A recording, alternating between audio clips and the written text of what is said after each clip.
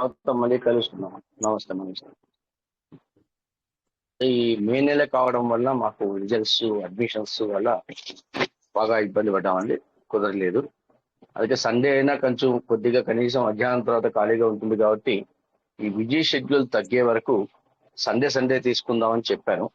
అయితే 24వ తారీఖు నుంచి కొద్దిగా వెసులుబాటు ఉంటుందేమో అనిపిస్తుంది.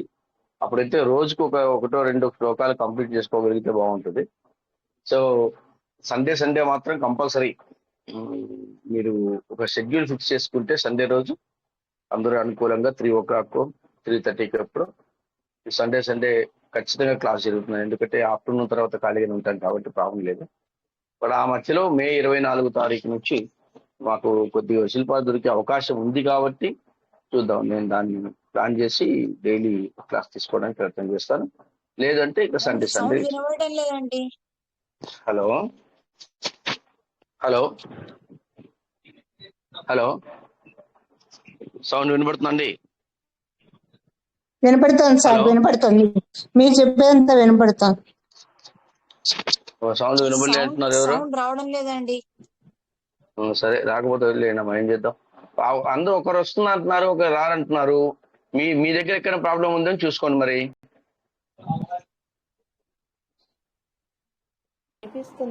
సౌండ్ వినపడుతుందండి? చాలా లో వాయిస్ వస్తుందండి. ఇప్పుడు వినపడుతుందండి? అమ్మా మీ దగ్గర ప్రాబ్లం ఉందేమో చూడండి అమ్మా. మిగిలిన వాళ్ళు ఎలా ఉందండి? వినపడుతుందండి? బాగుంది, వినపడుతుంది గురూజీ, వినపడుతుంది. వినపడుతుంది, ఓకే, రైట్ అండి.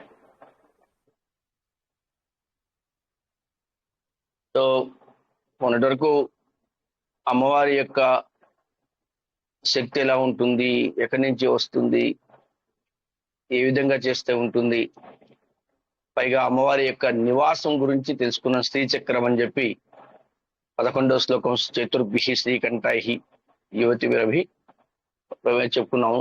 చాలా ఆ శ్రీసూక్త వర్ణన గురించి మొత్తం తెలుసుకోగలిగాం. అమ్మవారు ఎక్కడుంటుందో తెలుసుకోగలిగాం. ఇప్పుడు ఈ 12వ శ్లోకం అనేది మహాద్భుతమైనది. ఈ కొన్ని ప్రాపంచిక విషయాలలో చిన్న విషయాలైనా మనల్ని బాధ పెడుతూ ఉంటాయి. చాలా ప్రాపంచిక విషయాలు మనల్ని చాలా బాధ పెడుతూ ఉంటాయి. చిన్న విషయాలు లౌక్యమైనవి అయితే వాటికి బాగా మనసు ప్రశాంతతను లోపిస్తుంది. ఒక మనసు ప్రశాంతత కావాలి అనిపిస్తుంది.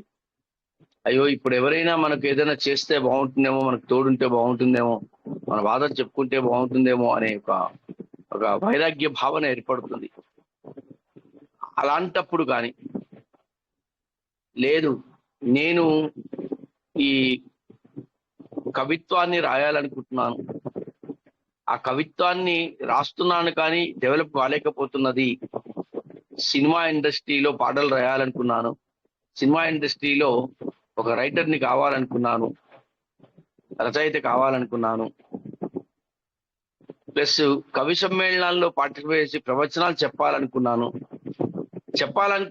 నా దగ్గర మొత్తం విషయం బాగా ఉంది కానీ చెప్పలేకపోతున్నాను. ఆ టైంలో గుర్తుకు రావట్లేదు. ఒకటి ప్రవచనం అంటే అంత ఈజీ కాదండి. కాబట్టి అన్ని విషయాలు తెలిసి ఉండాలి. ఎప్పుడు ఏది మాట్లాడాలో, ఏది కూర్పు చేయాలో తెలిసి ఉండాలి. కాబట్టి నాకు అన్ని విషయాలు తెలుసు. అయితే మరి ఆ సభలో చెప్పలేకపోతున్నాను. ఆ వాగ్ధాటి రావట్లేదు, వాక్కు సరిగా రావట్లేదు.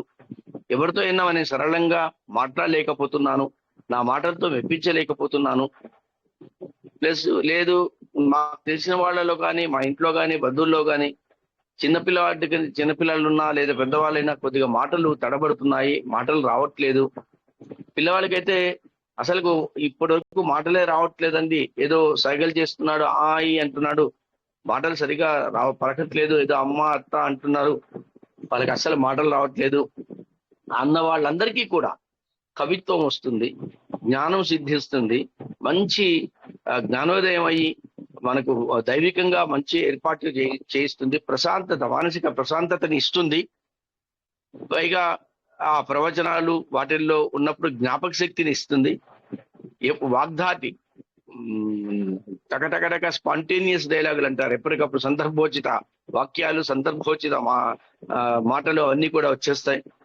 ఇవన్నీ రావాలి అంటే ఈ అద్భుతమైన ఈ శ్లోకం అనే మంత్రాన్ని మనం కానీ చదువుకోగలిగితే చాలా బాగుంటుంది. నైవేద్యం తేనె ఒకటి పెట్టినా చాలు, లేదు చెరుకు రసం అంతే. మనోరూపేక్షుకోదండ అనే అమ్మ పేరు. కాబట్టి మళ్ళీ చెప్తున్నా, మళ్ళీ ఎన్నిసార్లు అడగండి.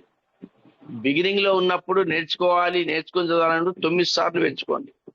బాగా వచ్చేసినప్పుడు 9 అంకె, ఎంత 9 అంకె వచ్చేటట్టుగా 9, 18, 27, ఇలా 36, 45 ఇలా ఎట్లా వచ్చినా సరే అలాంటి నెంబర్ పెట్టుకొని చేయాలి. అంటే మనకు కావాలి అనుకున్నప్పుడు ఖచ్చితంగా మనము కొంచెం నియమనిష్టలతో నా కోరిక తీరాలన్న ఉద్దేశంతో చేయాలి. అలాంటి అద్భుతమైన శ్లోకం ఇది. అంటే పిల్లలకు మాటలు రావట్లేదు అన్న వాళ్ళకి మాటలు తెప్పించగలిగేది. మళ్ళీ ఎలా చేయాలి?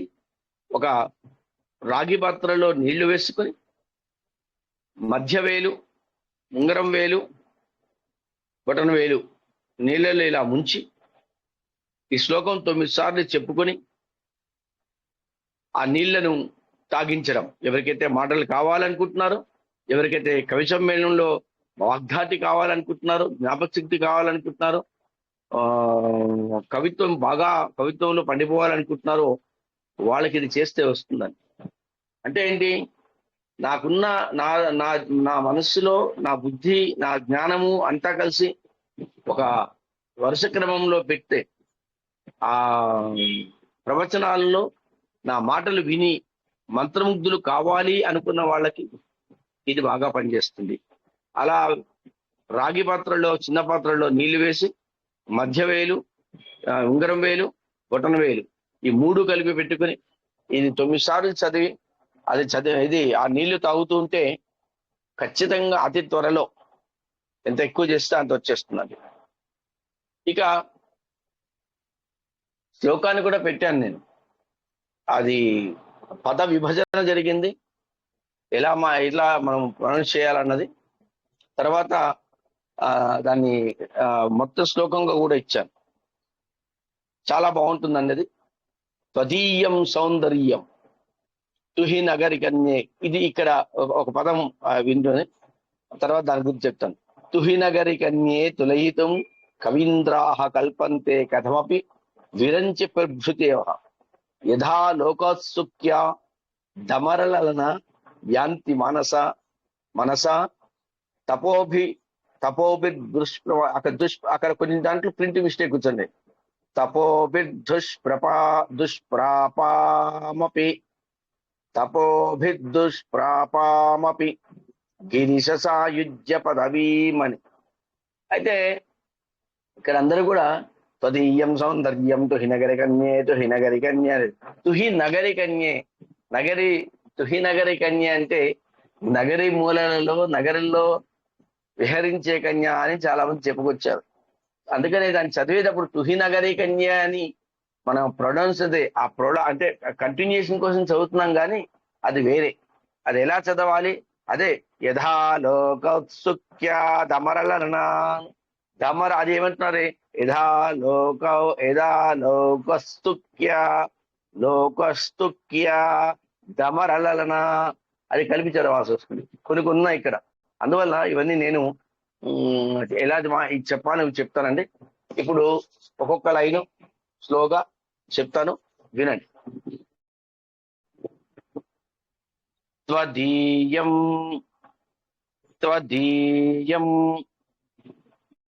త్వదీయం సౌందర్యం సౌందర్యం సౌందర్యం తుహిన తుహిన తుహినగరి అనే స్పీడ్ లో చెప్పేస్తున్నా కానీ తుహిన గిరికన్యే తుహిన గిరికన్యే తుహిన గిరికన్యే తులయితుం తులయితుం తులయితుం. మళ్ళీ త్వదీయం సౌందర్యం త్వదీయం సౌందర్యం తుహిన తుహిన గిరికన్యే గిరికన్యే తులయితుం తులయితుం త్వదీయం తత్ నీ యొక్క త్వదీయం నీ యొక్క సౌందర్యం అందాన్ని నీ అంగాంగ వర్ణనని నీ శరీర వర్ణనని నీ అందానికి తోడ్పాటు చేసే శరీరంలో అంగాలని నీ తత్వాన్ని ఇక్కడ తత్వాన్ని అన్నది పారమార్థిక చింతన ప్రాపంచిక చింతనలో నీ అందాన్ని వర్ణించడము సౌందర్యము అందము తుహిన తుహీనము అంటే ఇక్కడ మంచు అని తుహీనము అంటే మంచు గిరి అంటే కొండ కన్య అంటే కన్య కాబట్టి తుహిన గిరి కన్యే అంటే మంచు తుహినము అంటే మంచు గిరి అంటే కొండ తుహినగిరి అంటే మంచు కొండ అని కన్యే అంటే మంచు కొండ యొక్క కన్య అంటే మంచు కొండ యొక్క అమ్మాయి మంచు కొండలో నివసించే అమ్మాయి మంచు కొండలలో పుట్టిన అమ్మాయి మంచుకొండ మంచుకొండ అంటే మంచు హిమవత్ పర్వతానికి కుదురు కదా మంచు అంటే మంచుకొండ కన్య అంటే పార్వతీదేవి అమ్మాయి అని అంటే తుహిన అంటారు దాన్ని తుహినము తుహిన గిరి కన్యే అని చదవాలి తుహిన గిరి కన్యే తుహినగిరి నగరి నగిరి నగిరి అని చదువుతున్నారు తుహిన అంటే మంచు గిరి అంటే కొండ కన్యే మంచు కొండలలో ఉన్న అమ్మాయి అంటే పార్వతీదేవి అందుకే పార్వతీదేవి పేరే పర్వతరాజపుత్రిక అని అర్థం కాబట్టి అమ్మ త్వదీయం నీ యొక్క సౌందర్యం సౌందర్యాన్ని అందాన్ని తుహిన గిరికన్యే అంటే మంచు కొండలలో ఉన్న అమ్మవారు అంటే పార్వతీదేవి యొక్క ఇది ఆ పదాలు సంస్కృతంలో అంకాణం వామతోగతి అన్నట్టుగా ఇక్కడ ఏంటని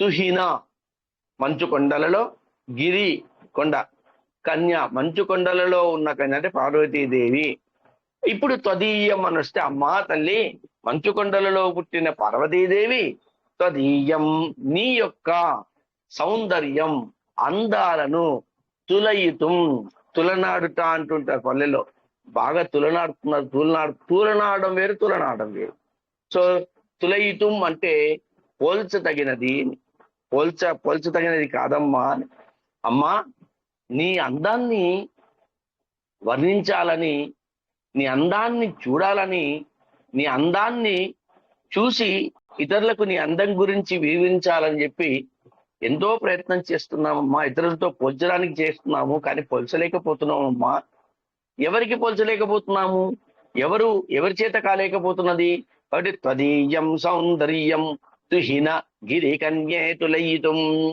పోల్చడానికి కూడా చేత కాదట ఎవరికి కూడా అమ్మవారి యొక్క పార్వతీదేవి యొక్క అందాన్ని మనం వర్ణించాలన్నా పార్వతీదేవి యొక్క అందాన్ని మనము ఒక కవిత రాయాలన్నా పార్వతీదేవి యొక్క అందాన్ని మనం చెప్పడానికి కూడా కుదరలేదు మనం అంటుంటాం అబ్బా దీనికి వెళ్ళాను రా ఒక పెయింట్ని చూశాను నేను ఒక బొమ్మను చూశాను నేను ఎంత అందంగా ఉందిరా అంతే అంటాం తప్ప ఎంత అందంగా ఉన్న విషయాన్ని మనం చెప్పలేకపోతాం చెప్పడానికి సాధ్యం కాదు ఎంత అందంగా ఉందిరా అని క్వశ్చన్ వేశారనుకో ఎంత అందంగా ఉందిరా చెప్పలేకపోతున్నాను నేను వర్ణించడానికి వీలు కానిది అంటుంటాం అలాంటిది హిమగిరి పుత్రి కొండలలో పుట్టిన అమ్మాయి అంటే పర్వతరాజపుత్రిక పార్వతీదేవి త్వదీయం నీ యొక్క సౌందర్యాన్ని నీ యొక్క అందాన్ని వర్ణించడానికి తొలయితం పోల్చడానికి ఎవరికి అంటే ఇంతకంటే అందము లేదని అర్థం ఉపమాలంకారం తొలయితం పోల్చడానికి అసలు చేత కాదమ్మా ఇక్కడ అసలు నీ అందాన్ని వర్ణించడానికి అందం ఫలానా అందము అని చెప్పడానికి కూడా కొందరు నీ ముఖము చంద్రబింబం వల్లే ఉంది అంటారు చంద్రబింబం వల్లే ఉంటారు ఆ చంద్రుడిని అంటే చంద్రుడు అంత చంద్రుడు అంత అందము అని కానీ చంద్రుని కంటే అందమైంది కాబట్టి ఈ అమ్మవారి యొక్క సౌందర్యాన్ని వర్ణించలేము, అసలు ఎవరితోనూ పోల్చడానికి వీలు కాదు. ఎవరెవరు అనే సెకండ్ లైన్ లో ఉంటుంది. తర్వాత మొత్తంగా మీకు దాన్ని ఎక్స్ప్లెయిన్ చేస్తాను. మొట్టమొదటి మళ్ళీ త్వదీయం త్వదీయం త్వదీయం సౌందర్యం సౌందర్యం సౌందర్యం తుహిన తుహిన తుహిన గిరికన్యే గిరికన్యే గిరికన్యే తులయితుం తులయితుం తులయితుం. ఇది మొత్తం కలిస్తే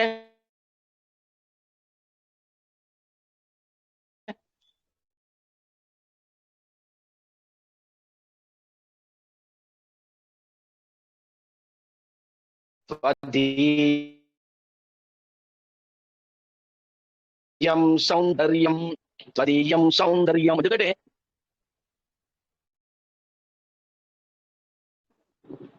అని సపరేట్ గా చెప్తే దానికి అర్థం కాదండి. త్వదీయం సౌందర్యం చెప్పుకుంటూ రాదు. త్వదీయం సౌందర్యం, నీ యొక్క అందాన్ని, నీ యొక్క సౌందర్యాన్ని. తుహిన గిరికన్యే తుహిన గిరికన్యే తుహిన గిరికన్యే తులయితుం. ఇది చదవాల్సింది. త్వదీయం సౌందర్యం తుహిన గిరికన్యే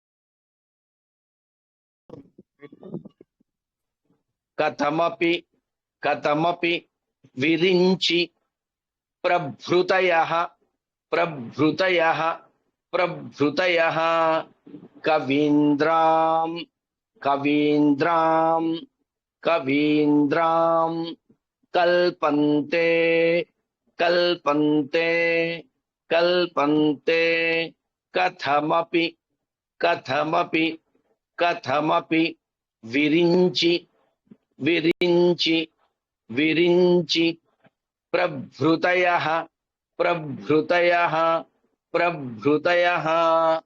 ఇది కవీంద్రాః కల్పంతే కథమపి కవీంద్రాః కల్పంతే కథమపి విరించి ప్రభృతయః విరించి ప్రభృతయః. అంతే. అంతకుముందు ఏం చేసుకున్నావు? అమ్మా, నీ సౌందర్యాన్ని ఒకరితో పోల్చడం కానీ వర్ణించడానికి వీలవుతుందా? ఎవరికి వీలవుతుందా అంటే ఇక్కడ కవీంద్రాః, కవీంద్రులు. ఇక్కడ మన ప్రాపంచిక విషయాలలో చూస్తే కవిత్వం రాస్తున్న వాళ్ళు, కవిత్వం చదువుతున్న వాళ్ళు, కవిత్వం చెప్తున్న వాళ్ళందరూ కూడా కవీంద్రులు, కవులే. ఆ కవీంద్ర, కవులకు ఇంద్రుడు. కవీంద్ర అంటే కవులకు ఇంద్రుడు అండి. ఇంద్రుడు అంటే ఒక అధిపతి అని, కవులకు అధిపతి అని. అంటే ఇక్కడ మళ్ళీ కవులకు అధిపతి అంటే నువ్వు విష్ణు చెప్పచ్చు, లేదా ఈశ్వరుడు అని చెప్పచ్చు. కానీ ఇక్కడ ఇది కల్పంతే కథమపి విరించి అన్నాడు. విరించి అంటే బ్రహ్మ అని. అంటే కవీంద్రుడు, బ్రహ్మ కవీంద్రుడు ఎట్లయ్యాడు అంటే అమ్మవారి పాదధూళి తీసుకుని విరించ సంచిన్వన్ విరచయతి లోకాన వికలం. కాబట్టి అమ్మ పాదాల మీద ధూళి తీసుకుని చల్లుకొని సృష్టికర్త అవుతున్నాడు, సృష్టిని చేస్తున్నాడు బ్రహ్మదేవుడు. సృష్టిని చేయాలంటే అంత ఈజీనా? ఆ సృష్టిలో అందాలన్నిటినీ సృష్టించాలి, అందవిహీనులను సృష్టించాలి, అందము లేకుండా సృష్టించాలి, అందం ఉండి లేకుండా సృష్టించాలి, అందమే సృష్టించాలి. ఇంతటి అందంగా సృష్టించాలంటే ఆ అందాన్ని సృష్టించిన తర్వాత అందంగా ఉందా లేదా అని తర్కము చేసి జడ్జిమెంట్ ఇచ్చేటప్పుడు, ఒక దాన్ని నిర్ధారించేటప్పుడు ఆ అందం అనే దాన్ని అవగాహన కలిగి ఉండాలి. ఆ అందాన్ని తను అనుభవించి ఉండాలి. ఆ అందాన్ని చూసే గుణము ఎదుటి వాళ్ళలో ఉండాలి. అప్పుడే ఎదుటి అందంగా ఉందా లేదా అని నిర్ణయించడానికి వీలవుతుంది. నాకే తెలియనప్పుడు సౌందర్య లహరిలో 12వ శ్లోకం ఉంది, ఇప్పుడు మనం చెప్పుకుంటున్నాము. ఆ 12వ శ్లోకం యొక్క అర్థం కానీ, ఆ 12వ యొక్క మహిమ కానీ, ఆ 12వ శ్లోకం నాకు తెలియకపోతే నేను ఎలా చెప్పగలను మీకు? ముందు నేను తెలుసుకోవాలి, నేను నేర్చుకోవాలి, నాకు వచ్చి ఉండాలి. అమ్మవారి కరుణా కటాక్ష వీక్షణంతో మీకు చెప్పగలిగే స్తోమత నాకు ఇచ్చినప్పుడు, ఆ అర్హత పొందినప్పుడు నేను మీకు చెప్పగలగాలి. కానీ నేను మీకు మీ దగ్గర కూర్చొని ఒక్కొక్క పదం అప్పుడప్పుడు నేను నేర్చుకుంటూ కవీంద్ర త్వాదీయం అని నేను చదువుకుంటూ చెప్తే అది బాగుండదు. కాబట్టి అర్హత పొంది ఉండాలి. కాబట్టి ఇంతటి ప్రపంచంలో ఇంతటి సృష్టిని అందంగా చిత్రీకరించాలి అంటున్నప్పుడు, అందంగా చిత్రీకరించిన తర్వాత మనం ఏదైనా ఒక బొమ్మ వేసుకుంటామండి, మామూలుగా అట్లా వేసుకుంటాం, లేదా ముగ్గులు వేసుకుంటాం. ఒక ముగ్గు వేసి ముగ్గు బాగుందా లేదా అని అడుగుతాం, అనుకుంటాం. మనం ఎదుటి వాళ్ళని అడుగుతాం. ఎదుటి వాళ్ళని అడిగినప్పుడు చాలా బాగుంది అని చెప్తారు. బాగుందని ఎందుకన్నారు?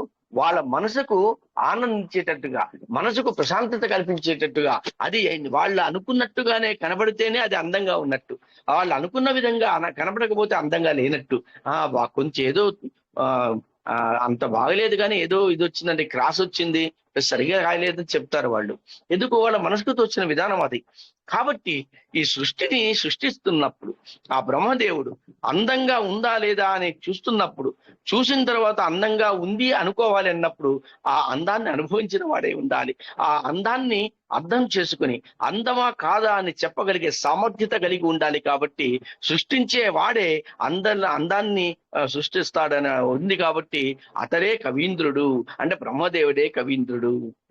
కాబట్టి కల్పంతే గతమపి విరించి ప్రభృతయ, విరించి ఒకడే పెట్టాడు ఇక్కడ, ప్రభృతయ అన్నాడు. ప్రభృతయ అంటే బ్రహ్మదేవునితో ప్రభృతులు అంటే ఇతరులు, బ్రహ్మదేవుడితో కూడిన వారు ఇతరులు అని. ప్రభృతులు అంటే అతనితో పాటుగా ఉన్నవాళ్ళు అని. అంటే విరించి ప్రభృత్య అంటే విరించి బ్రహ్మదేవునితో పాటు ఉన్నవాళ్ళు ఎవరు? విష్ణు మహేశ్వరులు. బ్రహ్మ విష్ణు మహేశ్వరులలో మంచి కవిత్వం ఉన్నవాడు, బాగా చదువరివాడు బ్రహ్మదేవుడు అని అర్థం. ఎందుకంటే భార్య సరస్వతీ దేవి ఉంది కదా, సరస్వతీ దేవి వీణ వాయిస్తూ ఆ రాగాలు మిట్టుతుంటే ఆ రాగాలలో పరవశించిపోయి మహానుభావుడు మన తలరాతలు రాస్తాడు బ్రహ్మదేవుడు. అటువంటి కవిత్వ చమత్కారం ఉన్నవాడు కవీంద్రుడు బ్రహ్మే. అటువంటి బ్రహ్మతో పాటు ప్రభృతులు విష్ణు మహేశ్వరులుగా ఇంద్రుడు కూడా. ఇక్కడ ఇంద్రుడు అనేవాడు మీకు సరే, ఇంద్రుడు దేవుడు ఎట్లా అవుతాడు, ఇంద్రుడు కవీంద్రుడు ఎట్లా అవుతాడని ప్రశ్న వేయచ్చు.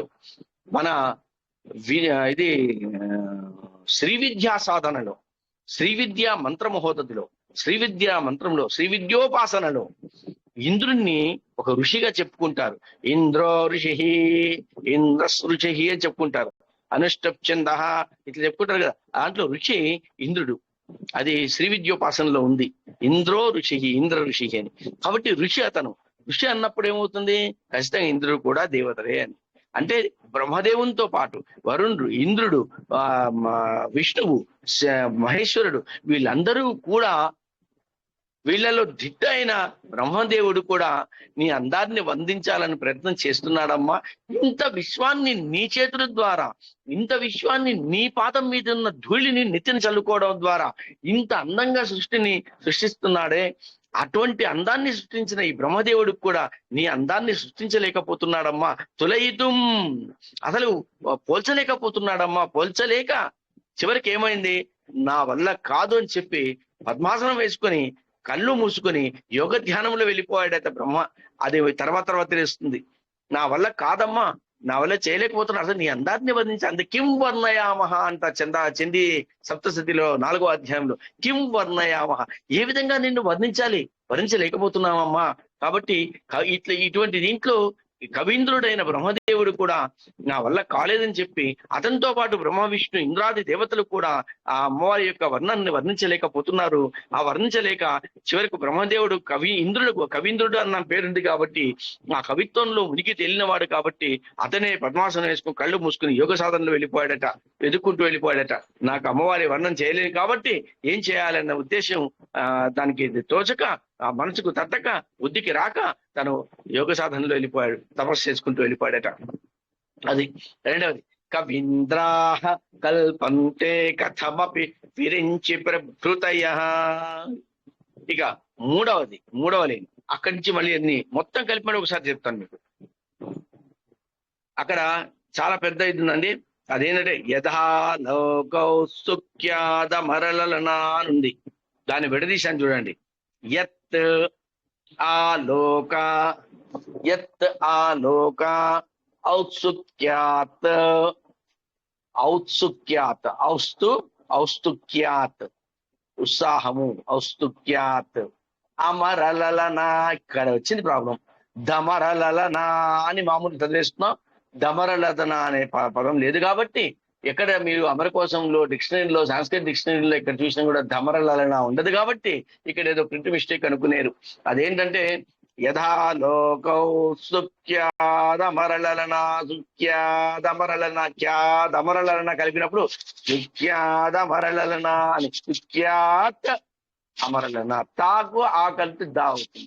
కాబట్టి యాత్ యాత్ ఆలోక, యత్ యత్ ఆలోక ఔస్తుక్యాత్, ఔస్తుక్యాత్, ఔస్తుక్యాత్ అమరలలన, అమరలలన, అమరలలన యాంతి మనసా, యాంతి మనసా, యాంతి మనసా. మళ్ళీ చెప్తున్నా. యత్ యత్ యత్ ఆలోక, ఆలోక, ఆలోక ఔస్తుక్యాత్, ఔస్తుక్యాత్, ఔస్తుక్యాత్ అమరలలన, అమరలలన, అమరలలన యాంతి, యాంతి, యాంతి మనసా, మనసా, మనసా. ఇక్కడ ఇంతకుముందు ఏమనుకున్నాం ఫస్ట్ లో? అమ్మా మంచు కొండలలో పర్వతి పుట్టిన పార్వతీదేవి, పర్వత రాజపుత్రిక, నీ సౌందర్యాన్ని, తదీయం నీ సౌందర్యాన్ని వర్ణించడానికి, పోల్చడానికి మహానుభావుడు కవీంద్రుడైన బ్రహ్మతో కలిపిన ఇంద్రాది దేవతలు, బ్రహ్మ విష్ణు మహేష్ మహేంద్రాది దేవతలకు కూడా పోల్చడానికి వీలు కలగకపోతున్నదమ్మా అని చెప్పాం. ఇంకా ఎవరికి? యత్ ఆలోక ఔత్సుక్యాత్ అంటే ఈ బ్రహ్మదేవుడు ఇంత కవిత్వాన్ని రాస్తున్నవాడు, సృష్టిలో ఇంత అందాన్ని సృష్టిస్తున్నవాడు, ఆ బ్రహ్మదేవుడికి కూడా అమ్మవారి యొక్క సౌందర్యాన్ని వర్ణించడానికి వీలు కాకుండా వచ్చేస్తున్నాడట అన్న మాట కొందరికి వినపడింది. అంతేగా మన ప్రజల్లో కూడా ఏదైనా చేస్తున్నానుకో, అరే వాడికి రాలేదురా అని చెడు మాట తొందరగా వెళ్ళిపోతుంది తప్ప మంచి మాట తొందరగా వెళ్ళదుగా. అది మన మానవ నైజం కదా. అట్లనే బ్రహ్మదేవుడికి రాలేదంట, అమ్మవారి యొక్క అందాన్ని వర్ణించాలని చూస్తున్నాడట. ఆయనకి రాక వెళ్ళిపోయి తపస్సుకు వెళ్ళిపోయాడట. పద్మాసనం వేసుకొని కళ్ళు మూసుకొని తపస్సులకు వెళ్ళిపోయాడట అని అక్కడక్కడ అందరికీ తెలిసిపోయిందట. అందులో ముఖ్యులు అమరలలన. అమరలలన అంటే దేవకన్యలు, దేవతలు, స్వర్గలోకంలో నివసించే వాళ్ళు, దేవతలతో కూడిన వాళ్ళు, మనుషులకు భిన్నంగా ఉన్న వాళ్ళు, మనుషులను ఆశీర్వదించే వాళ్ళు అమరలన అని. ఈ అమరలన అంటే ఈ దేవతలు ఎవరు? దేవతలు ఎక్కడ? మన ప్రాపంచిక విషయాలలో అరే స్వర్గలోకం పోతే రంభా ఊర్వశి మెనక ఉందట్రా, ఎంత అందగత్తెలరా వాళ్ళు. అసలు అందగత్తెల మీరు తెలుగు చదువుకున్న వాళ్ళు, తెలుగు బాగా కవిత్వం వచ్చిన వాళ్ళకు ఎప్పుడు చూసినా అందాన్ని వర్ణించాలంటే ఊర్వశి, రంభ అంటే మేనక. అందుకే ఆ పాతకాలంలో ఒక పాట వచ్చిందండి. కాలేజీ కుర్రవాడ కులాసాగ తిరిగేటోడ విలాసాల మాట మరువరోయ్ ఓ విద్యార్థి విప్రవాల పాట పాట వచ్చింది అప్పుడు. దాంట్లో తెలుగు గురించి చెప్తారు. ఊర్వశి అందాలు తెచ్చి ఊరించి ఉడికించి పలే ఉంటుంది పాటలు అవన్నీ. ఊర్వశి అందాలు తెచ్చి ఊరించి ఉడికించి ఈ తెలుగు టెస్టు రాసి నోడికి ఓ విద్యార్థి తెలివిగాలికి ఎగిరిపోయరు. అది దాంతో పాటు ఊర్వశి అందాలన్నీ ఊరించి ఉడికించి ఛందస భావాలన్నీ ఛందస్సున బంధించి. ఇది ఈ కవిత్వము, ఈ శ్లోకాలు ఇవన్నీ రావడానికి ఛందస్సే కారణం. ఇందాక అనుకున్నాము ఇంద్రుడు ఋషి అని, ఇంద్రో ఋషి అని. కాబట్టి శాంత స్వభావాలన్నీ ఛందస్సున బంధించి ఊర్వశి అందాలు తెచ్చి ఊరించి ఉడికించి ఈ తెలుగు టెస్టు రాసి నోడికి ఓ విద్యార్థి తెలివిగాలికి ఎగిరిపోయారో పాట ఉంది. అంటే అన్ని గుర్తుకు రావాలి అవన్నీ. అందుకే చెప్తున్నా, ఏదో సరదాగా చెప్పట్లేదండి. కాబట్టి అందము అనగానే ఏ కవికైనా, కవిత్వం రాసేవాడికైనా, ఎవరికైనా సరే రంభ, ఊర్వశి, మేనక వీళ్ళే అమరలలన అని చెప్తున్నారు శంకరాచార్యులు గారు. మళ్ళీ దాంట్లో విరింది యత్ ఆలోక ఔత్సుక్యాత్ రంభ, ఊర్వశి, మేనక అని చెప్పకూడదు. అమరలలన అని అర్థం. స్వర్గలోకములో ఉన్నవాళ్ళు, అరే స్వర్గానికి వెళ్ళావా, యమగోళ సినిమాలు అవన్నీ చూసాం కదా, స్వర్గానికి వెళ్ళావా, అక్కడ ఊర్వశి మేనక, రంభ, ఊర్వశి, మేనక ఉన్నారు కదా. ఇది విషయం. అంటే అందము అంటే వాళ్ళనే. అంటే ఇక్కడ ఎందుకు అన్నిసార్లు మీకు చెప్తున్నానంటే, ఈ పద్యములో ఈ శ్లోకం మీకు అర్థం కావాలి అంటే, సౌందర్యాన్ని వర్ణించలేకపోవడానికి బ్రహ్మకి ఎందుకు, ఈ అమరలలన అంటే దేవకన్యకి ఎందుకు, బ్రహ్మదేవునికే కాంతి దేవకన్యకలకి ఎందుకు వస్తుందనే అనుమానం రావచ్చు. కానీ ఇక్కడ అమరలలన అంటే విశ్వములో అందానికి ప్రతీకలు రంభ, ఊర్వశి, మేనకలే. అటువంటి అమరలలన యత్ ఆలోక ఔత్సుక్యాత్, ఉత్సాహంతో బ్రహ్మదేవుడు అమ్మవారి యొక్క అందాన్ని వర్ణించలేకపోతున్నాడట. వచ్చి కళ్ళు మూసుకుని తపస్సు చేసుకుంటున్నాడట. అటువంటి వారికి కూడా అందని, ఆ అందమేంటో చూద్దామన్న ఉద్దేశంతో ఈ అందగత్తెలే పరిగెత్తుకొని ఉత్సాహంతో వస్తున్నారట. వాళ్ళు వచ్చి చూడాలని చూస్తున్నారట. అంటే ఇక్కడ ఏంటి, యథాలోకా, అది భలే ఉంటుంది, యథాలోకౌస్తుక్యాదమరలలన, యథాలోకౌస్తుక్యాదమరలలన, యథాలోకౌస్తుక్యాదమరలలన. ఈ రంభ, ఊర్వశి, మేనక తదితరులు లాంటి అందగత్తెలందరూ కూడా ఉత్సాహంతో బ్రహ్మదేవునికి కూడా సాధ్యము కానిది అందం ఉందట. అందం అమ్మవారి యొక్క అందమట. ఆ అందాన్ని చూడాలని పరిగెత్తుకొని ఉత్సాహంతో చూస్తున్నారట. వచ్చి చూస్తే కనబడలేదట, వర్ణించడానికి వీలు కాదు, అంత తొందరగా కనబడుతుందా? అమ్మవారి సౌందర్యం కనబడాలంటే అంత ఇదా? ఏ అందమైతే మనకు శాశ్వత ఆనందాన్ని ఇస్తుందో, ఏ అందమైతే మనకు శాశ్వత సంపదనిస్తుందో, ఏ అందమైతే మనకు శాశ్వత జ్ఞానాన్ని ఇస్తుందో, ఏ అందమైతే మనకు అలౌకిక ఆనందాన్ని ఇస్తుందో, ఏ అందమైతే మనకు అనుభూతిని ఇస్తుందో, ఆ అందం అమ్మవారి దగ్గర ఉంది. అమ్మవారి రూపమే అన్నప్పుడు అంత తొందరగా కనబడుతుందా మనకు? కనబడదు. బ్రహ్మదేవుడికి చేత కానప్పుడు ఆ చూసిన తర్వాత వర్ణించడానికి నలవే కానిది, పోల్చడానికి తులయితం అన్నాడు, పోల్చడానికి కూడా వీలు కానిది. అటువంటిది అమర దేవతల యొక్క అమరలలన అంటే అమర దేవతల యొక్క వాళ్ళందరూ కూడా వచ్చి వాళ్ళకంటే అందగత్యులు, రంభ, ఊర్వశి, మేనక లాంటి అందగత్యులందరూ వచ్చి కూడా మాకంటే అందగత్యనా, మాకంటే అందం ఉందా అని ఉత్సాహంతో, అంతే కదండి, జలసీ కదా. నీకంటే అందంగా ఉంటుంది అనగానే ఎవరైనా మీరు మాట్లాడి చూడండి, మగవాళ్ళైనా ఆడవాళ్ళైనా. కాకపోతే ఆడవాళ్ళకి కొంచెం ఎక్కువ ఇచ్చింటాడు అంతే, మగవాళ్ళకి కూడా ఉంది, ఎవరికైనా ఉంటుంది ఇది. అయితే నీకంటే అందంగా ఉంటుందని చెప్పారనుకో, అప్పుడే ఆ అమ్మాయి మనసులో స్టార్ట్ అయిపోద్ది, అంత నాకంటే అందంగా ఉంటుందా, ఇన్నిసార్లు చెప్తున్నాడా, ఎవరో అమ్మాయిని నేను చూడాలా అనుకుంటుందట. అలాగే ఇక్కడ కూడా రంభా, ఊర్వశి, మేనకలనేది విశ్వానికి ప్రతీకలుగా, అందానికి ప్రతీకలుగా పెట్టినప్పుడు మరి ఎందుకు అక్కడ భగవంతుడు బ్రహ్మదేవుడు ఎందుకు వర్ణించలేకపోతున్నాడు అంటే, మాకంటే అందగత్తెనా అని చూడడానికి ఉత్సాహంతో ఉరుకెత్తుకొని వచ్చాడట. అదే అది యథాలోకౌస్తుక్యాదమరలలన యాంతి మనసా. దానికి మీకు మామూలుగా చెప్పాలంటే యాంతి అంటే యాక్చువల్ గా పొందుచున్నారు అని అర్థం. మనస అంటే మనస్సు ద్వారా పొందుతున్నారు అని అర్థం. ఇలాగే దాన్ని చెప్పిన తర్వాత మళ్ళీ కలిపి చెప్తే అర్థం అవుతుంది మీకు. అంటే ఇప్పుడు ఏమైంది, అమ్మా హిమగిరి తనయ, హిమగిరి ఆ మంచుకొండల్లో పుట్టిన దాన పార్వతీదేవి, నీ యొక్క అందాన్ని, నీ యొక్క సౌందర్యాన్ని పోల్చడానికి కూడా, వర్ణించడానికి కూడా కిం వర్ణయామహ అంటారు. వర్ణించడానికి, పోల్చడానికి కూడా కవులకు కానీ, ఇక్కడ మన ప్రాపంచిక విషయంలో కవీంద్రాహ, కవులకు ఎవరికి కూడా కుదరలేదట, కవులకు ఎవరికి కూడా కుదరలేదట. అయితే ఇక్కడ కవీంద్రుడు అన్నాడు కాబట్టి ఈ కవులను కవిత్వాన్ని ఇచ్చే సరస్వతీదేవి, జ్ఞానాన్ని ఇచ్చే సరస్వతీదేవి, ఆ సరస్వతీదేవి యొక్క భర్త మన బ్రహ్మదేవుడు.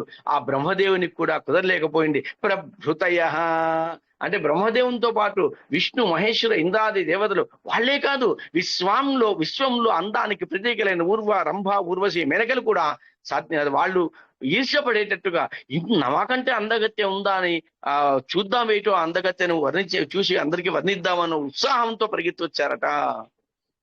ఇక 4వది తపోభిః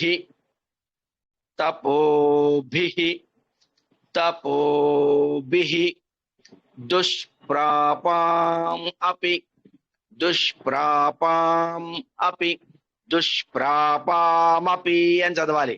దుష్ప్రాపామపి, సున్నా ఉన్నప్పుడు ఆ వస్తుంది, ఆ సున్నా కల్పిస్తే మపి, కాబట్టి దుష్ప్రాపామపి, దుష్ప్రాపాం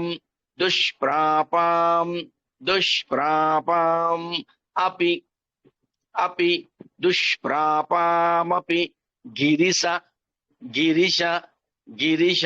సాయుజ్య పదవీం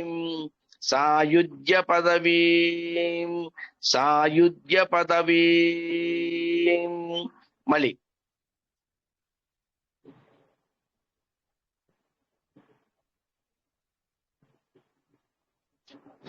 తపోభిః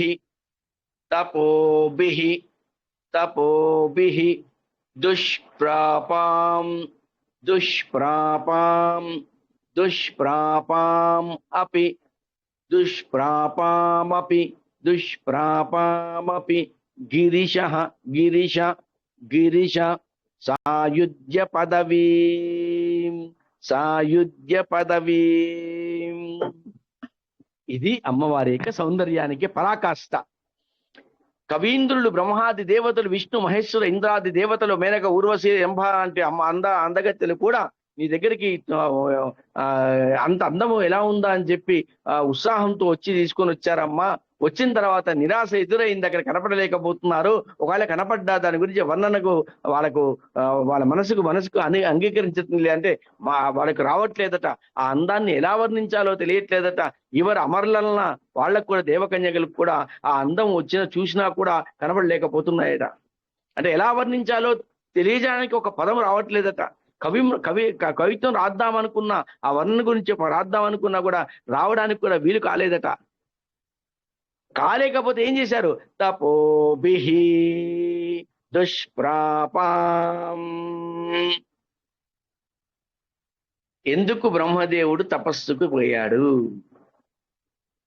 ఈ విషయం ఇక్కడ గిరిశ అని పదం వాడారు. గిరిశ అంటే అయ్యవారు, అంటే శివుడు, అంటే పరమేశ్వరుడు. పరమేశ్వరుడు ఎందుకు తెచ్చారు ఇక్కడ? సాయుజ్య పదవీ అంటే అమ్మవారికి అంత అందం ఎలా వచ్చింది? అమ్మవారికి ఆ అందాన్ని వచ్చిన తర్వాత ఇతరులకు కనపడ్డా ఆ అందాన్ని వర్ణించలేకపోవడానికి కారణం ఏంటి అంటే, అంతటి అందాన్ని వర్ణించలేకపోతున్నాడా కవీంద్రుడు కూడా, బ్రహ్మదేవుడు కూడా వర్ణించలేకపోతున్నాడా? రంభా, ఊర్వశి, మేనకలకు ఆ అందం ఏంటో తెలుసు. ఆ అందానికి అర్థాలు వాళ్లే, అందానికి అర్థాలు వాళ్లే, ఆ అందానికి ప్రతీకలు వాళ్లే, అందానికి పరాకాష్ఠలు వాళ్లే. అయినా వాళ్ళకి ఆ అందం గురించి తెలియకపోతున్నదా? ఎటువంటి అందమో చెప్పలేకపోతున్నారా? దీనికి కారణం ఏంటి? ఆ అమ్మవారికి ఆ మాయ ఎవరు కప్పి ఉన్నారు? వర్ణించలేకుండా చేయడానికి మాయ. మన ప్రాపంచిక విషయాల్లో రాహు అంటారు. అమ్మవారికి ఆ అందాన్ని వర్ణించలేక, అమ్మవారి యొక్క అందాన్ని సౌందర్యాన్ని వర్ణించలేనటువంటి ఆసక్తిని ఎట్లా ఇచ్చారు? ఆ మాయ ఎలా వచ్చింది అంటే, అమ్మవారు ప్రతి క్షణము కూడా అయ్యవారిని తలుచుకుంటూ అయ్యవారి యొక్క తపస్సు చేస్తూ ఉంటుందట. కళాభ్యాం నిజ తపఃఫలాభ్యాం ఉందిగా శివానందలారిలో. నిజ తపఃఫలాభ్యాం భక్తేషు ప్రకటిత ఫలాభ్యాం. ఎంతటి ఇదండి! ఫలాభ్యాం చూడాలంకృత శిశికలాభ్యాం నిజ తపఃఫలాభ్యాం అంటాడు. నిజ తపఃఫలాభ్యాం. అందుకనే భార్యాభర్తల్ని ఆశీర్వించేప్పుడు పార్వతీ పరమేశ్వరులాగా చక్కగా ఔన్నత్యాన్ని కలిగి వాళ్ళలాగా మీరు పేరు తెచ్చుకోండి అని దీవించడానికి కారణం అదే. ఎందుకు అంటే ఇద్దరు కూడా పార్వతీ పరమేశ్వరులు పక్కన పక్కనే కూర్చొని తపస్సు యోగ నిద్రలో ఉండిపోతారట, తపస్సు చేసుకుంటూ ఉంటారట, వాళ్ళలో వాళ్ళు రమించుకుంటూ పోతారట. అయితే ఎందుకు ఏం చేస్తామని అమ్మవారిని అడిగితే, ఎవరి గురించి నువ్వే జగత కదమ్మా, నువ్వే విశ్వాన్ని సృష్టిస్తున్నావు కదమ్మా, విశ్వ సృష్టికి కారణభూతురాలు నువ్వే కదమ్మా, నీకన్నా మించింది ఉందా, నీకన్నా పుణ్యాత్మలు ఉన్నారా, నీకన్నా ఆది పురాణ నమ పూర్వజ ఆయ నమ, నీకంటే పూర్వము ఎవరైనా ఉన్నారా, నువ్వే కదా ఆది, ఇది మీ ఇద్దరు ఆది దంపతులు కదా, మరి ఎవరి కోసం చేస్తున్నావమ్మంటే అలా పక్కకు తిప్పి కనుసైగతో భర్తను చూపిస్తుందంట, మా పరమేశ్వరుని చూపిస్తుందంట. అంటే ఈమె ఆ తపస్సు అనేది ఆయన కోసమే చేస్తుంది, ఆయన గురించే చేస్తుంది. ఆయన శివుని గురించి తపస్సు చేస్తే మరి శివుడు ప్రత్యక్షం ఎదురుగానే ఉన్నాడు కదా, కాదు కాదు కాదు, నా శివుడు వేరు, ఆ దేవుడు వేరంటుందట. ఇది ప్రాపంచిక విషయాల్లో నీకు కనబడే శివుడిగా కనబడుతున్నాడు, యోగ నిద్రలో నాకు మా శివుడు నా పరమేశ్వరుడు వేరుగా కనబడుతున్నాడని చెప్పి తపస్సు చేస్తుందట. అయితే ఆ శివుడు కనబడితే ఏం అడుగుతావమ్మా అంటే, నా శివుడు కనబడితే, నా పరమేశ్వరుడు కనబడితే నేను ఒకటే కోరిక కోరుతాను, నా విభుడు నాతో పాటుగా నిరంతరం ఉండాలి, సృష్టి ఉన్నంత వరకు నాతో పాటుగా నా విభుడు ఉండాలని కోరుకుంటుంటా. ఎవరిని? విభుణ్ణే. మళ్ళీ అంటే విభుడే ఒక శక్తి అయిపోయాడు.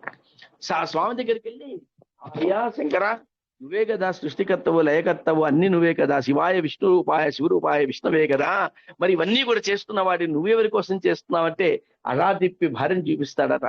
అదేంటి నీ భార్య కదా అంటే, నీకు ప్రాపంచిక విషయంలో నా భార్యగా కనబడుతున్నాయా? కాదు కాదు, మహాశక్తి సంపన్నురాల కోసం నేను తపస్సు చేసుకుంటున్నా అంట. ఒకవేళ ఆమె కనబడితే ఏమడుగుతావంటే, ఈమె మంగళసూత్రము 10 కాలాల పాటు పచ్చగా ఉండని, లోకోద్ధరణ జరగాలి, లోక కళ్యాణం కోసము ఆమెను నా వైపుని నా పక్కనే కూర్చోబెట్టమని అడుగుతాడట.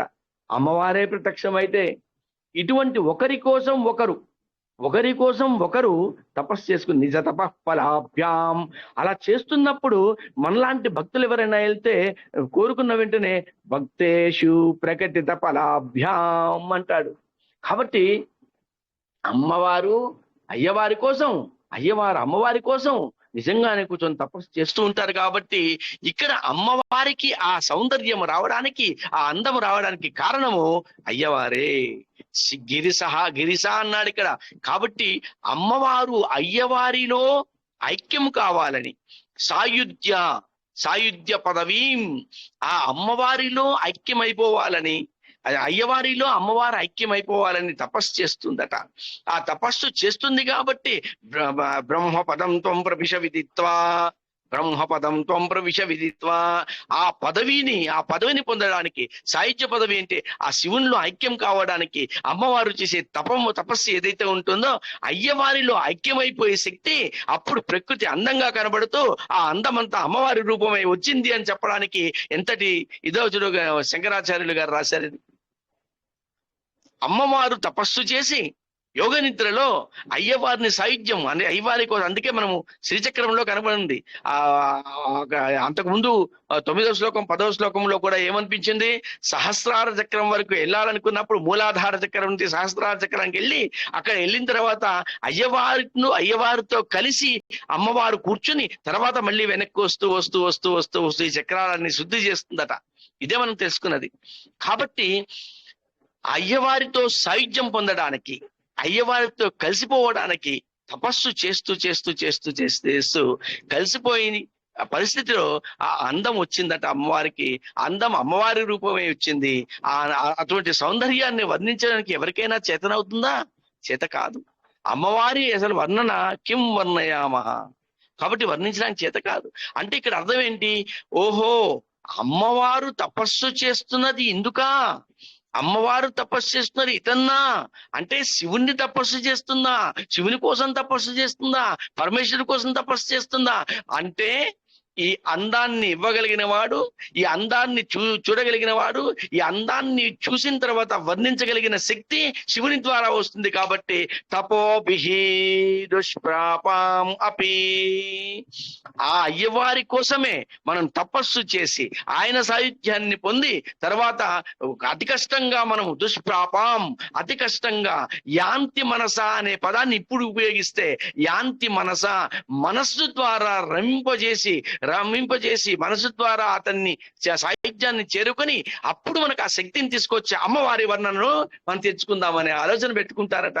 అందుకనే తపోభిహి వీళ్ళందరూ కూడా బ్రహ్మ విష్ణు మహేంద్రాదులు అమరలన అంటే దేవకన్యలు కూడా వెళ్ళిపోయి మళ్ళీ ఓహో శివ సాన్నిధ్యమే మనకు కావాల్సింది, శివ సాన్నిధ్యాన్ని కోరుకుని శివుని కోసం తపస్సు చేయగలిగితే అమ్మవారు ప్రత్యక్షం అవుతారు. అప్పుడు అమ్మవారి సౌందర్యాన్ని చూసే శక్తి నాకు వస్తుంది. కాబట్టి ఆ శక్తిని వర్ణించడానికి వీలవుతుందేమో అని మళ్ళీ అక్కడ కూడా అందుకే వీలవుతుందేమో అనుకుంటారు, వీలు కాదు అంతా. అందుకే అక్కడ కల్పంతే కథమపి, అంతా కల్పితాలే.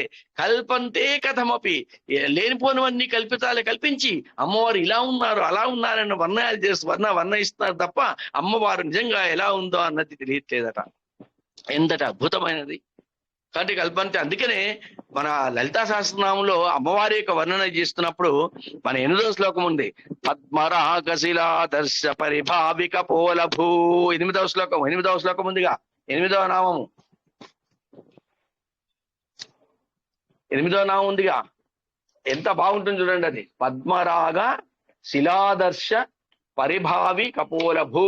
పరిభావి అంటే పరిభావము అని, పరిభావము అంటే పరాభవించేది, అవమానించేది అని అర్థం. అది కపోలం అంటే చిక్కిలి. అంటే దీన్ని బట్టి ఏమవుతుంది, పద్మరాగ శిలాదర్శ పరిభావి కపోలభు అంటే అమ్మవారి యొక్క చిక్కిళ్ళకి సంబంధించిన మంత్రం అని తెలిసిపోతుంటుంది అమ్మవారి. అందుకనే లలితా సహస్రనామంలో అది ఉంది కదా, 8వ పద్యము.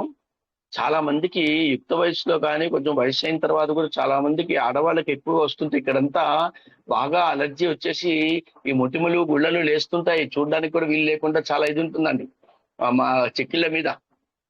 అవన్నీ పోవాలంటే ఈ మంత్రం 8వ మంత్రం పద్మరాగశిలా దర్శ పరిభావ కపోలభూ, పరిభావి కపోలభూ అని చదువు, దాన్ని ఓం చేర్చాలి. ఓం పద్మరాగశిలా దర్శ పరిభావి కపోలభూ ఏ నమః అని చదవాలి.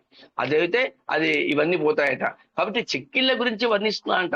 పరాభవం అంటే ఇక్కడ ఏంది పరాభవం, పద్మరాగశిలా దర్శ. పద్మరాగ మణులు అంటే అవి పద్మరాగ మణులు ఎలా ఉంటాయి, చిన్న చిన్నవి అంట.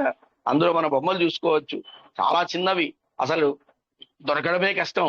పద్మరాగ చాలా చాలా విచిత్రమైనవి, చిన్న చిన్నగా ఉంటాయి, చాలా అందంగా ఉంటాయి. ఎరుపు కలర్తో, ఎర్రని కలర్తో ఎర్రగా నున్నగా ఉంటాయి చూడడానికి. అటువంటి మణులు మీన కాంతి పడగానే, మన లైట్ పడగానే దాంట్లో అక్కడ ఆ రూమ్ లో అది కనుక పెట్టి ఆ లైట్ వేయగానే ఆ రూమ్ అది ఏ కలర్ అయితే వస్తుందో ఆ కలర్లో ఎర్రగా మారిపోతుందట రూమ్. మనము ఎర్రగా కొలిమిలో వచ్చే మంటలాగా మండిపోతుంటామంట, అంత కలర్ ఉంటుందట. అంతటి పద్మరాగ. మళ్ళీ ఇక్కడ శిల, ఆ పద్మరాగమైన రాయి అంటారు.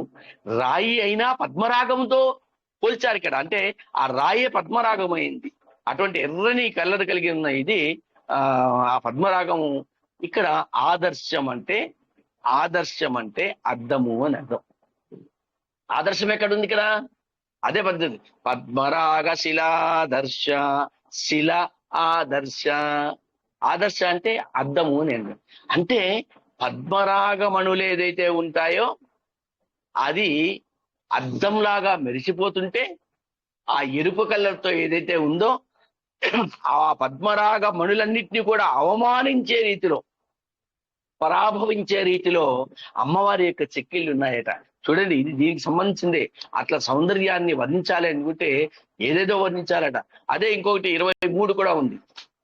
నవ విద్రుమ బింబ శ్రీన్యత్కారి రదనశ్చదాంది 23వ శ్లోకం. కాబట్టి నవ విద్రుమం అంటే పగడం, బింబం అంటే దోసపండు దొండపండు, బింబం అంటే దొండపండు, ఎర్రగా ఉంటున్నాడు. ఎందుకు రెండింటినీ కంపేర్ చేశారు అక్కడ? విద్రుమం అంటే పగడం. మరి బింబం అంటే అది ఎర్రగా ఉంటుంది కాబట్టి, పగడం ఎర్రగా ఉంటుంది కాబట్టి రెండింటిని వేశారు అక్కడ. అంటే నవవిద్రుమ బింబ శ్రీ అంటే శోభ అని. శోభ న్యర్కారీ రదనశ్చద. చద అంటే రదనశ్చద. రదనం అంటే పళ్ళు, రదనం అంటే పండు, దంతాలు. రదనం అంటే దంతాలు.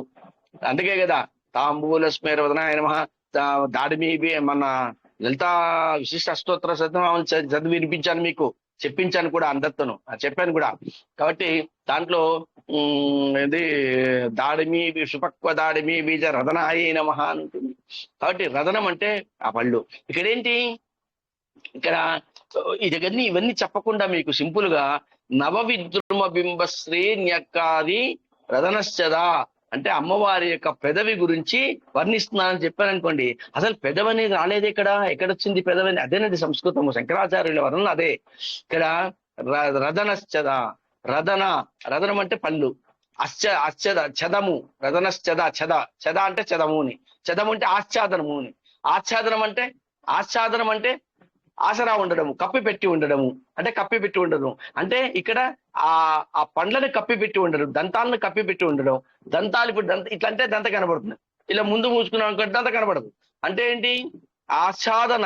ఆ పళ్ళు కనపడకుండా కప్పి ఉంచేదాన్ని ఆచ్ఛాదనం అంటారు.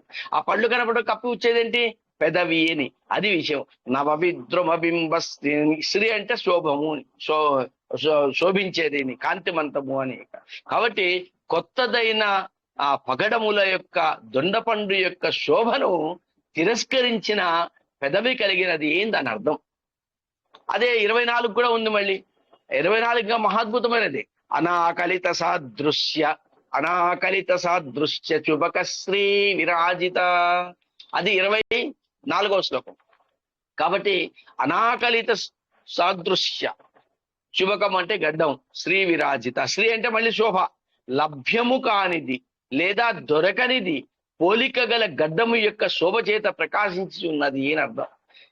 ఎంతటి ఇవన్నీ కూడా లలితా సహస్రనామం ఈ పద్యానికి, ఈ శ్లోకానికి సరిపడా నామాలవి. 8వది, 23, 24 ఈ 3 కూడా ఈ అమ్మవారి యొక్క సౌందర్యాన్ని వర్ణించి ఉన్నదే ఇది. కాబట్టి అమ్మవారి యొక్క సౌందర్యాన్ని వర్ణించాలంటే ఎవరి వల్ల చేత కాదు. కాబట్టి ఆ సౌందర్యానికి కారణభూతులైనది ఏదో కనుక్కొని ఆ కారణం ఏమిటి, అమ్మవారు ఎప్పుడు కూడా అయ్యవారి కోసము తపస్సు చేసుకుంటూ శివ సాయుధ్యాన్ని పొందాలనుకుంటుంది. కాబట్టి అందుకు ఈ అందం వచ్చింది కదా. కాబట్టి శివ సాయుధ్యాన్ని మనం కూడా పొందగలిగితే, శివుని కోసం మనం కూడా తపస్సు చేయగలిగితే, శివుడు ప్రత్యక్షమయ్యి అప్పుడు అమ్మవారి యొక్క అందాన్ని వర్ణించడానికి నాకు శక్తి నివ్వమని అడిగితే, ఆ అయ్యవారు కూడా భోలా శంకరుడు కానీ అమ్మవారి యొక్క పర్మిషన్ తీసుకొని, అమ్మవారి యొక్క ఆజ్ఞ తీసుకొని ఒకవేళ మనకు గన ఆశీర్వదిస్తే అప్పుడు అమ్మవారి యొక్క సౌందర్యాన్ని వర్ణించడానికి వీలవుతుంది తప్ప ఇటువంటి వాళ్ళకి ఎవరికి కూడా వీలు కాదు అని చెప్పడం అనేది ఎంతటి ఇదో చూడండి. మళ్ళీ ఒకసారి మళ్ళీ సపరేట్ గా చదువుతాను, మళ్ళీ కలిసి త్వదీయం సౌందర్యం తుహిన గిరికన్యే తులయితుం కవీంద్రాః కల్పంతే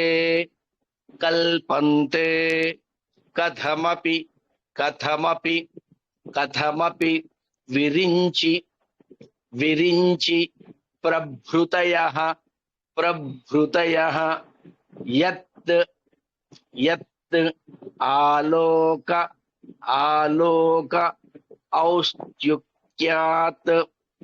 ఔస్తుక్యాత్ అమరలలనా యాంతి మనసా తపోభిః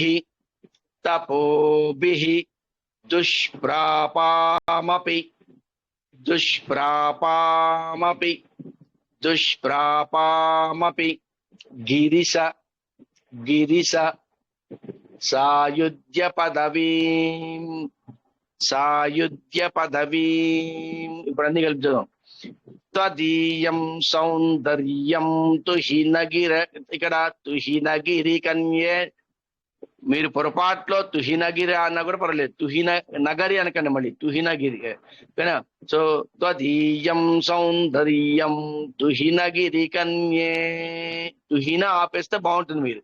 తుహినగిరి కన్యే తులయితుం, త్వదీయం సౌందర్యం తుహినగిరి కన్యే తులయితుం కవీంద్రాః కల్పంతే, కవీంద్రాః కల్పంతే కథమపి విరించి ప్రభృతయః, కథమపి విరించి ప్రభృతయః యథా లోకౌస్తుక్యాదమరలలనా, యథా లోకౌస్తుక్యాదమరలలనా. చదవాల్సిందే ఖచ్చితంగా, పైన సపరేట్ గా ఇచ్చాను, ఇది నేర్చుకోండి. యథా లోకౌస్తుక్యాదమరలలనా, ఆ క్యా దీర్ఘం తీసుకోగలిగేది వచ్చేస్తుంది మీకు. అప్పుడు సపరేట్ చేశారనుకోండి, యథా లోకౌస్తుక్యా దమరలలనా అని చదవాల్సి వస్తుంది. అట్లయితే పర్లేదు, బట్ ఏం లేదు, అర్థం తెలుసుకోండి. యథా లోకౌస్తుక్యా దీర్ఘం తీసుకోండి, క్యా దమరలలనా, యథా లోకౌస్తుక్యా దమరలలనా యాంతి మనసా తపోభిర్దుష్ప్రాపామసి, తపోభిర్దుష్ప్రాపామసి ప్రాపామపి, తపోభిః దుష్ప్రాపాం అపి, తపోభిర్దుష్ప్రాపామపి గిరిశ సాయుధ్య పదవీం, గిరిశ సాయుధ్య పదవీం.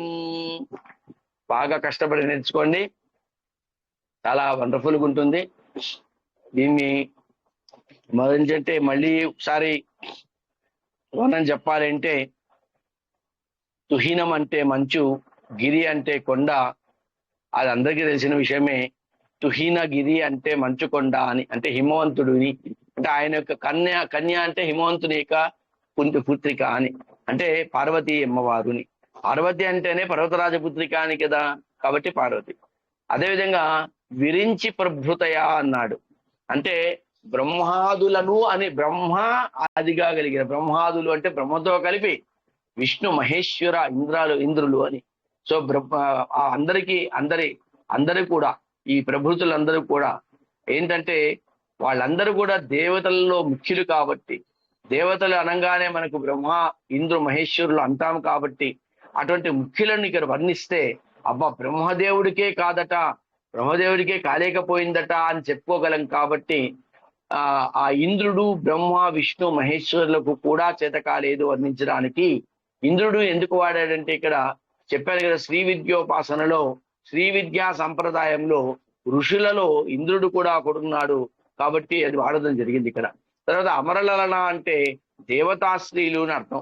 బ్రహ్మ విష్ణు దేవతాశ్రీలు అంటే రంభ, ఉర్వశి, మేనక అంటే అవి అప్సరసలు అని ఈ శంకరాచార్యులు చెప్పడంలో ఇది. ఇక్కడ గిరిశ అనే పదం కొత్తగా వచ్చి పడింది.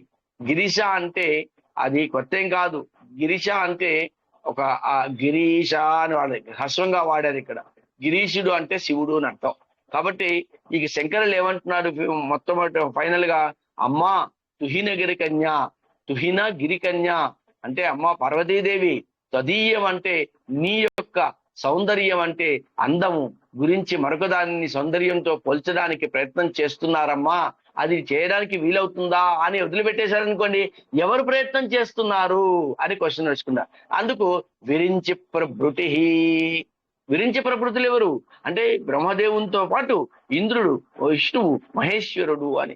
వీళ్ళే ఎందుకు, వాళ్ళంతా కాదమ్మా, వీళ్ళందరూ కవిత్వంలో పండిపోయిన వాళ్ళు కదా, కవీంద్రులు కదా, అంటే మహాకవులు కదా వీళ్ళందరూ. బ్రహ్మదేవుడు కూడా కవే కదా. అందుకని ఆ బ్రహ్మదేవుడు కూడా బ్రహ్మంతో పాటు ఉన్నవాళ్ళు కూడా చేయలేకపోతున్నారు.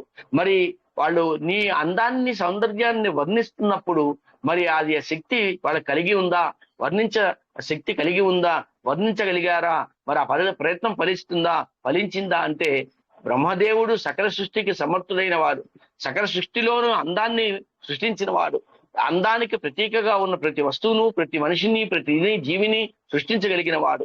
అయినా కావచ్చు ఆ ఆ బ్రహ్మదేవునికి కూడా నీ అందాన్ని వర్ణించడానికి వీలు కాలేదమ్మా. ఇంద్రాదులకు లోకంలో తెలియని సంగతి ఉండదు. ఇంద్ర విష్ణు మహేశ్వరులకు తెలియని సంగతి ఉండదు విషయంలో. అయినా కానీ వాళ్ళంతా నీ సౌందర్యాన్ని వర్ణించలేక కథమపి కల్పంతే, అంతా ఏవేవో పిచ్చి పిచ్చి కవితలు రాసి పిచ్చి పిచ్చి వర్ణనలు చేసి పిచ్చి పిచ్చి కల్పనలు చేసి ఆ మాత్రం అందరికీ కూడా విశ్వానికి వదిలేస్తున్నారమ్మా. అయినా నీ సౌందర్యం ఎక్కడా వర్ణించడానికి వీలవుతుందా? నీ సౌందర్యం వర్ణించడానికి వాళ్ళ యొక్క కవితా సమర్థతకు సరిపోతుందా తల్లి? దానికి మించిన అర్హత ఏముంది అని మన క్వశ్చన్ వేస్తున్నాడు ఇక్కడ. అమ్మవారి సౌందర్యము లౌకికానందాన్ని ఇచ్చేది, లోకాతీతమైనది, అద్వితీయమైనది, అద్భుతమైనది. కాబట్టి ఈ లోకాలకు మాత్రమే పరిమితమైన ఈ ప్రజ్ఞగల, అంటే విశ్వ సృష్టి అన్నప్పుడు బ్రహ్మదేవుడు, అందులో ఒక బ్రహ్మ, ఒక విష్ణు, ఒక మహేశ్వరుడు రాజులైతే మనమున్న ఈ లోకము ఒక లోకం. ఇలాంటి లోకాలు ఎన్ని లోకాలు ఉంటాయి, ఊర్ధ్వ లోకాలు, అధః లోకాలు, మధ్య లోకాలకు కూడా ప్రతీకగా దానికి రాని అమ్మవారు. కాబట్టి మహారాజ్ఞి కదా. ఇటువంటి లోకాలు చాలా ఉండవచ్చు, ఇటువంటి బ్రహ్మలు చాలా ఉండవచ్చు, ఇటువంటి విష్ణువులు చాలా ఉండవచ్చు, ఇటువంటి శివులు చాలా ఉండవచ్చు. కాబట్టి మనమున్న ఈ ఒక్క లోకానికి మాత్రమే పరిమితమై ప్రజ్ఞగల బ్రహ్మగారు గాని, ఇంద్రుడు గాని, విష్ణువు గాని, మహేశ్వరుడు గాని ఈ సౌందర్యాన్ని వర్ణించడానికి వీలవుతుందా అమ్మా? అది కాదు కదా, అది అసాధ్యంగానే అవుతుంది కానీ వర్ణించడానికి వీలు కాదు. కాబట్టి ఈ మనం ఉన్నది ఒకే ఒక విశ్వం. ఇటువంటి విశ్వాలన్నిటికీ మహారాజ్ఞి అయిన అమ్మవారి యొక్క సౌందర్యం వీళ్ళ చేత కాదని చెప్పి శంకరాచార్యులు చెప్తున్నారు. ఇక్కడ ఒక అహంభావం ఉంటుంది, ఇక్కడ ఒక విరవీగే తత్వం ఉంటుంది.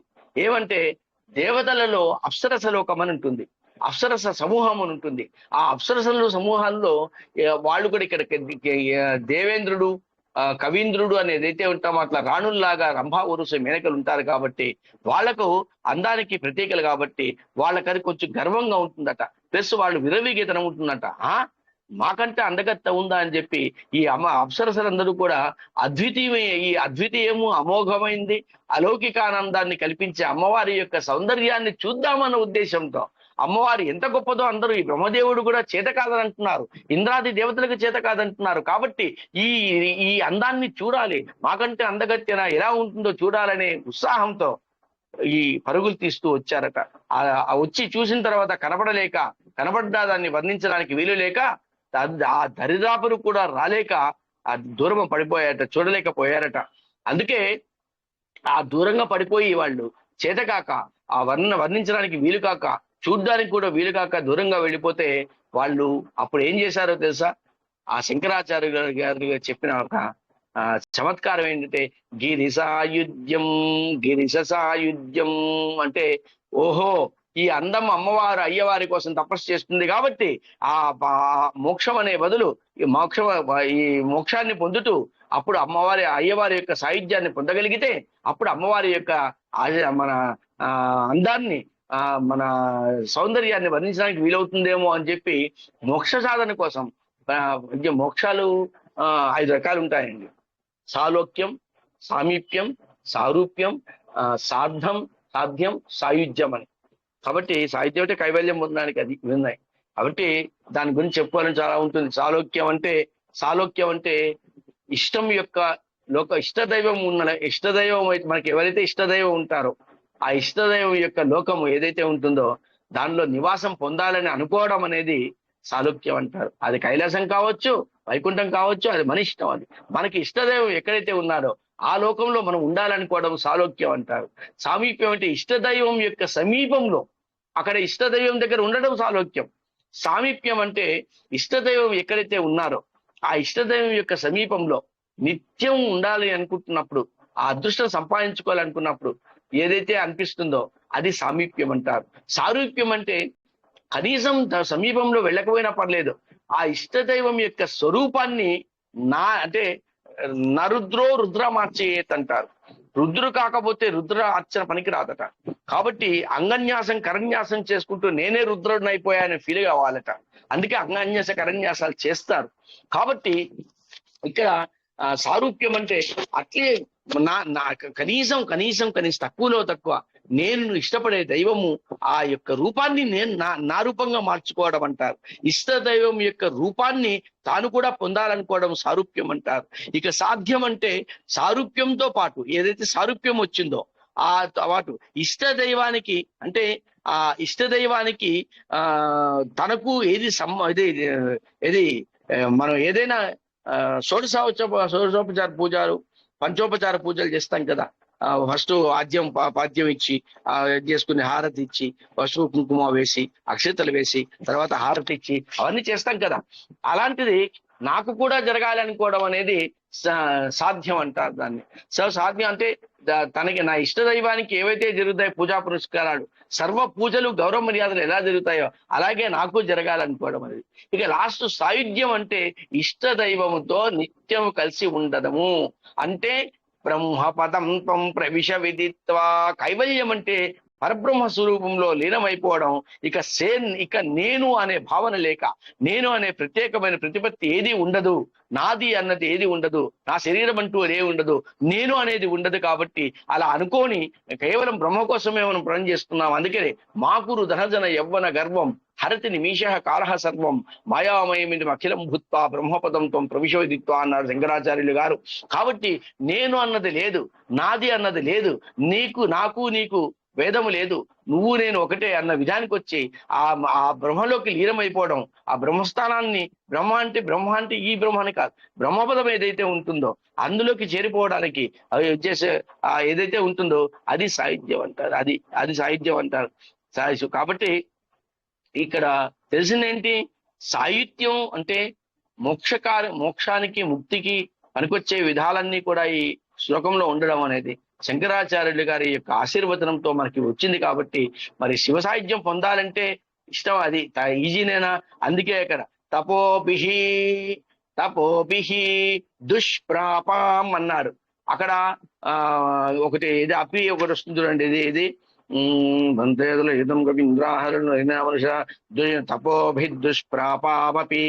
ఆ అపి ముందుకేస్తే తపోభిహి తపోభిహి అపి దుష్ప్రాపం అంటే తపస్సు చేత కూడా పొందటానికి వీలు కానిది ఆ బ్రహ్మపదం ఉంది కాబట్టి, ఆ సాయుధ్యం ఉంది కాబట్టి, అంత నిష్టగా తపస్సు చేస్తున్న వారికి వస్తుంది. కాబట్టి అమ్మవారు ఆయన కోసం తపస్సు చేసి అంత నిష్ఠాపరిష్ఠులైంది కాబట్టి ఆ నిష్టతో ఆమెకు అందాన్ని సౌందర్యాన్ని వచ్చింది. కాబట్టి అటువంటి నిష్ట అటువంటి శక్తి మనకు రాదు. కాబట్టి అంటే దుష్ప్రాపమపి అంత తపస్సు చేసినా మనకు రాదు కాబట్టి, రావడానికి కష్టం కాబట్టి, అటువంటి ఆ సాయుధ్యాన్ని పొందడం కూడా కష్టం కాబట్టి అమ్మవారి యొక్క పాదాన్ని పట్టుకొని ఆ సాయుధ్యం కోసం అనే శక్తిని తెచ్చుకొని తర్వాత శివుని కోసం తపస్సు చేసి అప్పుడు అందాన్ని వర్ణించడానికి వీలవుతుందేమో అని అనుకుంటున్నారు. ఇది కూడా కాబట్టి బ్రహ్మాదులకు సైతం ఇంద్ర మహేంద్రాదులకు సైతం అప్సరతలకు సైతం అసమర్థత అని తెలిసి వచ్చింది. కాబట్టి వాళ్ళందరూ కూడా ఇది కాదు, మనము తపస్సు చేసి శివ సాహిత్యాన్ని పొందుదామనుకుంటూ అక్కడికి వాళ్ళకు విరక్తి పుట్టి వాళ్ళ మాటలకు వాళ్లే నడుచుకోక పోయి తపస్సుకు వెళ్ళిపోయారట.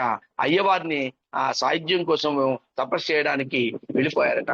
కాబట్టి ఈ శ్లోకాన్ని ఎవరైతే ఎక్కువ సార్లు పఠిస్తారో చదువుతారో మాటలు బాగా వస్తాయి, ఆ వాగ్ధాటి బాగా ఉంటుంది, జ్ఞాపక శక్తి బాగా వస్తుంది. కవిత్వం చేయాలనుకున్న కవింద్రులు అవుతారు. ఖచ్చితంగా రచయితలు వారికి రచయితలు వస్తారు.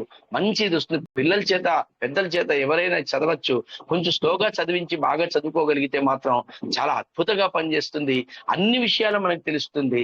ఇది నిష్టగా చేయగలిగితే మాత్రం వాక్ శుద్ధి, వాక్ సిద్ధి వేరు, శుద్ధి వేరు. ముందు వాక్శుద్ధి కావాలి, తర్వాత వాక్సిద్ధి అవుతుంది.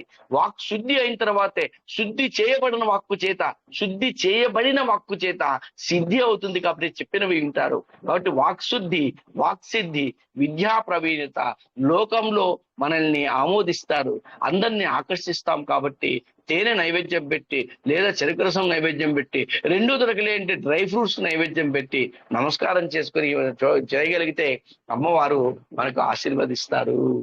ఇది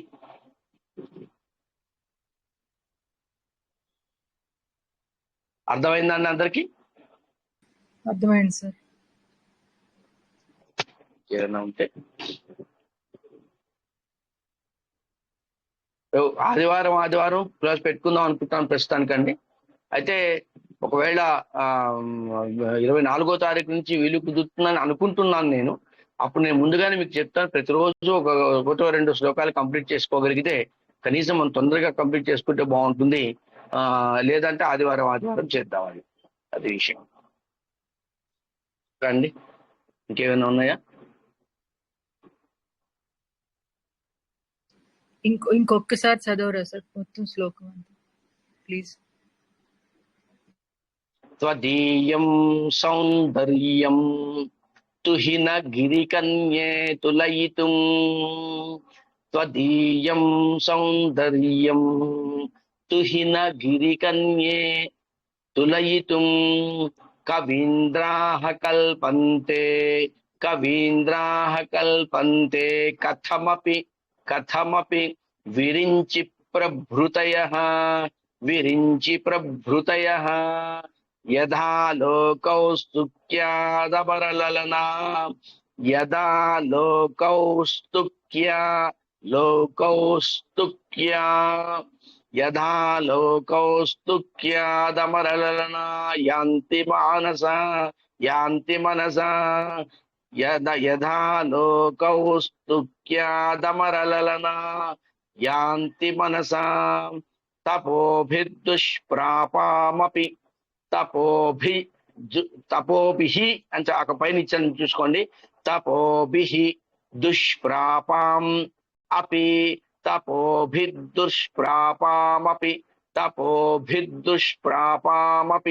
గిరిశసాయుధ్య పదవీం, త్వదీయం సౌందర్యం తుహిన గిరికన్యే తులయితుం, కవీంద్రాః కల్పంతే కథమపి విరించి ప్రభృతయః యదా లోకౌస్తుక్యాదమరలలనా యాంతి మనసా తపోభిర్దుష్ప్రాపామపి గిరిశ సాయుధ్య పదవీం. Thank you sir.